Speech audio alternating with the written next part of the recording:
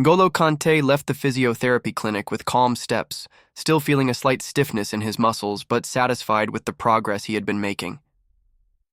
The afternoon sun lit up the streets of London, and the fresh spring breeze brought a pleasant relief after the physical effort. He pulled the hood of his sweatshirt over his head, trying to stay discreet as he walked toward the parking lot. As he turned the corner near a small square he often passed, he noticed an elderly man sitting beside a small styrofoam cooler. His wrinkled skin, thin white hair, and simple clothes showed that he lived a modest life. The man, who appeared to be around 80 years old, adjusted himself on a plastic chair and smiled as he saw Kanté approaching. "Good afternoon, my son. Would you like some water?" "It's nice and cold," the old man said in a hoarse but kind voice. Kanté stopped for a moment, observing the man carefully. His eyes held a mix of exhaustion and hope. He didn't seem like someone selling water just for a small profit. He was someone who genuinely needed to do this to survive. The player reached into his sweatshirt pocket, ready to pull out some coins or a bill, but hesitated. "Do you work here every day?" he asked, his voice low and respectful. The old man smiled, adjusting the worn-out cap on his head. "Yes, my son. Every day, rain or shine. We have to keep going, right? I can't rely only on my pension. It's barely enough for the basics. So I come here to sell my water. At least it helps with the household expenses." Kanté felt a tightness in his chest.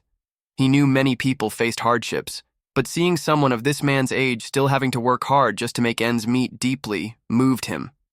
Football had always taught him about discipline, resilience, and humility, and this old man's story awakened a profound sense of compassion within him. He looked at the small styrofoam cooler, which had just over 20 bottles of water left. "How much does each one cost?" he asked.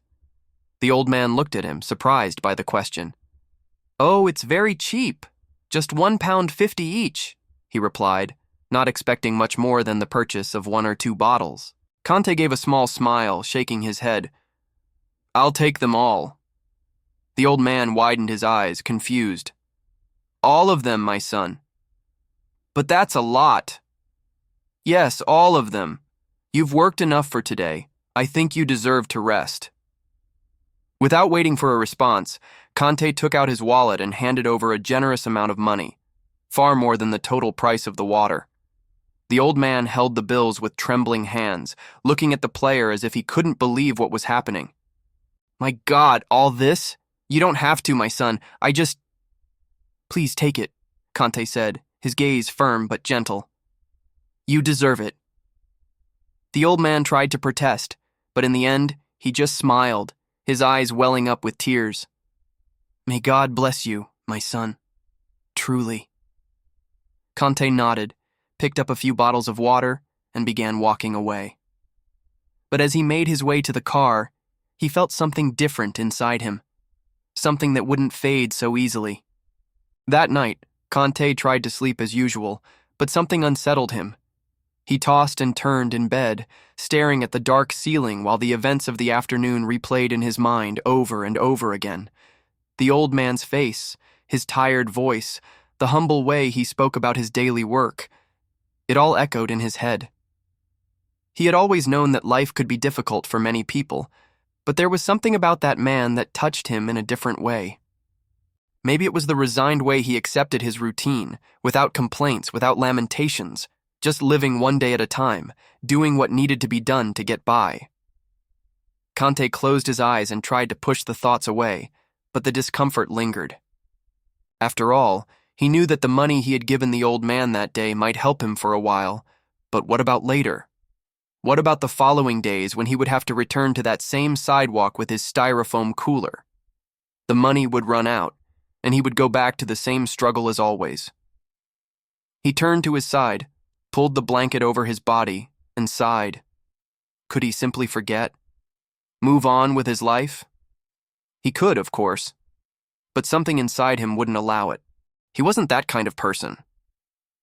In the morning, as soon as he woke up, he made a decision. He couldn't ignore this. He had to do more. Without wasting time, he got dressed, put on a cap, and left, driving toward the same place where he had met the old man the day before. This time the road seemed even shorter, as if something was pulling him there with urgency. When he parked, he spotted from a distance the plastic chair, the small styrofoam cooler, and the same elderly man in his cap, already settled in and ready for another day of work. He was patiently arranging the bottles of water, watching the street traffic as he waited for his first customers. Kanté took a deep breath and approached. "Good morning, sir." The old man looked up and immediately recognized the player. A smile spread across his face. "Oh, my son, you're back again. Would you like another bottle of water?" Kanté gave a small smile. "I didn't come to buy water today. I came to talk." The old man frowned, curious. "Talk? About what?" The player pulled over the other chair that was beside him and sat down. "About you. About your life. About how I can help." The old man blinked a few times, as if he didn't fully understand. "Help me? But my son, you already helped me so much yesterday. That money you gave me, wow, it was a blessing from heaven." Kanté nodded but kept his gaze steady. "I know, but I don't want you to have to be here every day, rain or shine. I want you to be able to rest, to enjoy your life without constantly worrying." The old man chuckled, scratching his head. "Ah, my son, you get used to it, you know? That's just life. I've learned since I was young that nothing comes easy." "But it doesn't have to be that way anymore," Kanté insisted. "You've worked hard enough. You've done your part. It's time to rest." The old man looked at him as if he didn't know what to say. "But how, my son? How will I pay my bills?" Kanté leaned forward slightly. "Have you ever heard of a fixed retirement income?" The old man furrowed his brow. "Retirement? Of course, I receive my pension from the government, but it's barely enough for the basics. That's why I work." "I know, but I'm talking about something else." The old man remained silent, waiting for Kanté to continue. The player took a deep breath before saying, "I want to make sure that you never have to worry about money again. I want you to have a fixed income every month so you can stay home, rest, and enjoy your life." The old man's eyes widened in surprise. "What? Are you saying that?" "Exactly," Kanté interrupted with a smile. "I want you to retire for real." For a few seconds, silence filled the air. The old man seemed to be processing what he had just heard, as if it was too good to be true. "My son, I don't know what to say," he murmured, his voice trembling. Kanté placed a hand on his shoulder. "Just accept it, sir. You deserve it."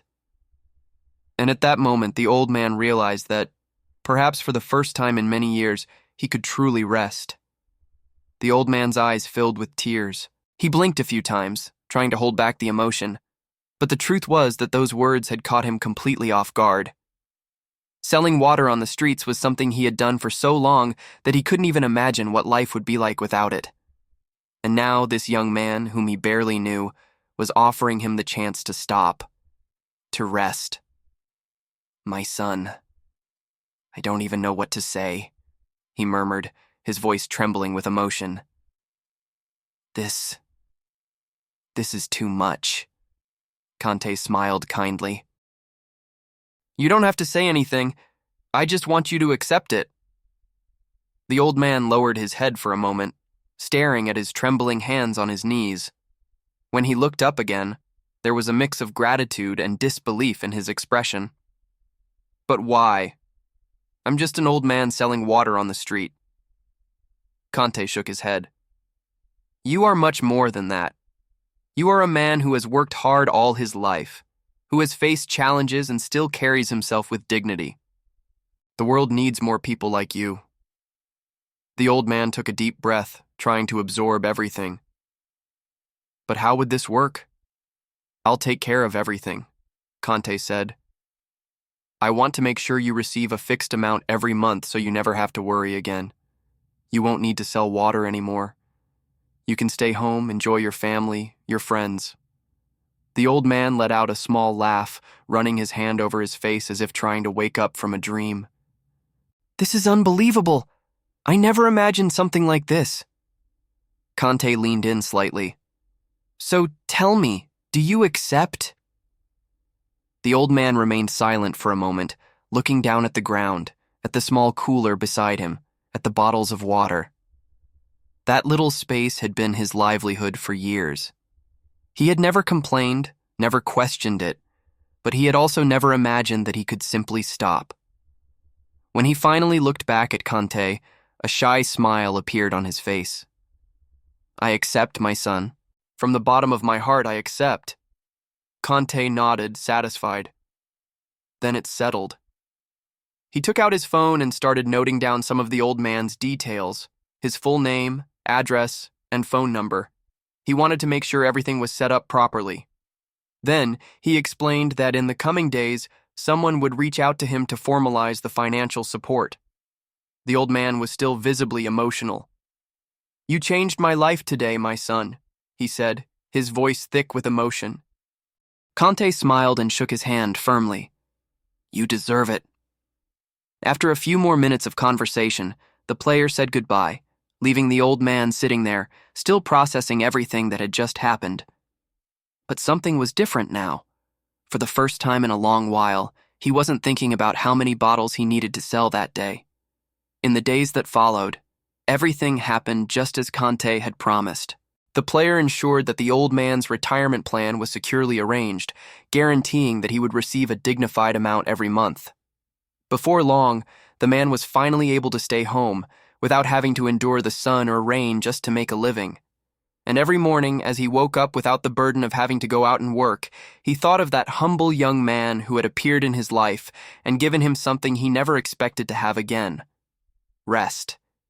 And above all, dignity.